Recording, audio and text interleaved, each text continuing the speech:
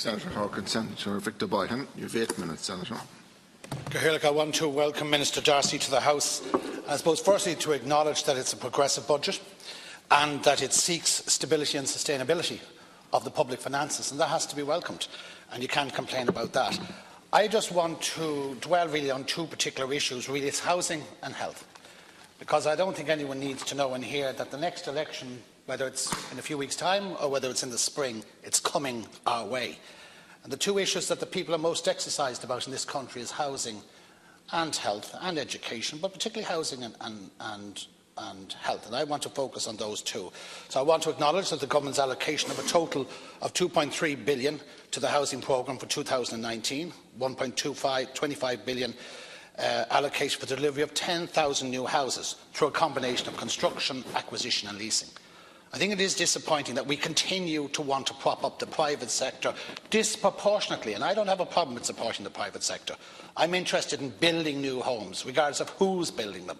But in the context of a substantial amount of land banks by all of the 31 local authorities, it is questionable that we're not directing finances directly into the local authorities to build houses themselves. Those who are best placed to build houses, those who have the knowledge of the needs of their local communities.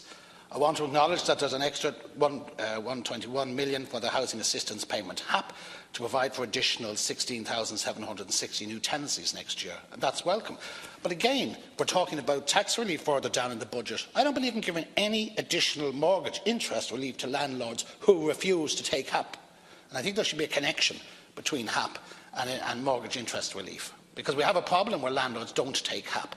Why should we be facilitating them with 100% tax-free? So, Minister, you might just feed that into ongoing consideration. Nothing's going to change at this stage, but I think it's an important thing.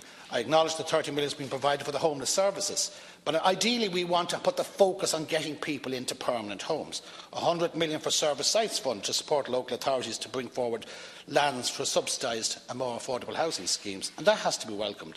The planned funding is increased from 20 million to 89 million, facilitating the delivery of around 6,000 affordable homes over the lifetime of the fund over 3 years, and I think that has to be welcomed. I've mentioned the mortgage interest relief for landlords will raise by 100% from January the 1st, but I do think we need to look again at how that relates to people who facilitate HAP. I'm not 100% sure, Minister, I'm not going to go into too much detail. We've had a lot of excitement and talk about this Land Development Agency. We've yet to see the legislation underpinning the Land Development Agency, and until such times we see that, we do not know the funding necessary to get this organisation up and running. And one has to question what the difference between NAMA, its role and its functions and its remit and its land bank and its assets, and how it dovetails with the Land Development Agency, or is it just another fancy word for the same thing? But we need to look at that, but that's for another day. But I think we have to put all this funding about housing into context, because at the end of the day, it means nothing to the people who are out there. And just to give you some figures, you should be aware of them. Today, there are 10,000 people, including 3,600 children, homeless or living in unsuitable accommodations such as hotels, bed and breakfast and emergency accommodation. We know the minister that stood up in the House and said that there would be nobody within 6 months living in hotels. What's the story? You know, that's the reality of it. So these statistics and numbers mean nothing unless we see action. So we know that there are 10,000 people living in unsuitable emergency accommodation. We know that there are 85,000 households on social housing waiting lists across 31 local authorities. We know that there are 30,000 are in receipt of housing assistance payment. We know that 70,000 home mortgages are in arrears, with 13,000 more than 5 years in arrears. And yet we know that we have state land banks. And this goes back to this emphasis of where we're directing the finance. We know that we have a massive site out in Thornton Hall that is serviced. We know we have a substantial land site in Shangana Castle. We know we have in excess of 26 acres in the Central Mental Hospital site coming our way within 8 to 9 months. We know also, again from my work on the Joint Oireachtas Committee on Housing, Planning and Local Government, confirmed to me by officials and statistics, that we have over 300,000 hectares of state-owned lands across the country ready to go. And yet we don't see development and we don't see housing on that. So I think that's something that we need to be conscious of. And then I just want to turn to health and wrap up really on health. And I welcome the increase of £1.5 billion on health funding for 2019, bringing our health budget now to £17 billion. But we need an emphasis on value for money. And I know tomorrow we'll be discussing the HSE in here.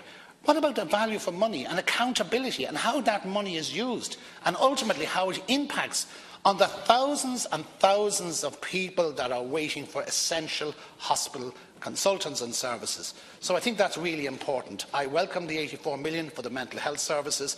I particularly welcome the increase of 20 million for the National Treatment Purchase Fund. I was a director of that myself, so I'm very familiar of its good work and the capacity it has to move people along and deal with the longest waiters. Mind you, it was your administration, that sought to, shall we say, wind down or semi-wind down the National Treatment Purchase Fund. So that's a bit of a U-turn, and I think that's welcome.